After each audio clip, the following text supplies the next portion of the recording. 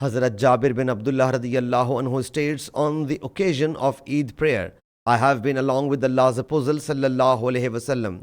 He sallallahu alaihi wasallam led the people in the prayer before delivering the sermon without proclaiming the prayer call and congregation call. He sallallahu alaihi wasallam then stood reclining against Hazrat Bilal radiyallahu anhu and commanded the people to fear Allah Jalla Jalaluhu and exhorted them to worship Allah Jalla Jalaluhu and preached and admonished the people. He sallallahu alaihi wasallam then went towards the women, admonished and counseled them and commanded them to give charity, saying, for most of you are the fuel of hell.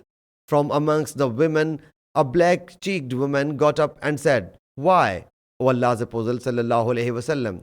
He sallallahu alaihi wasallam said, because you always complain and express ingratitude to your husband. Hazrat Jabir radiyallahu anhu says, then the women started giving their jewelry as alms and putting their earrings and rings into Hazrat Bilal's garment. Sahih Muslim Hadees number 2045.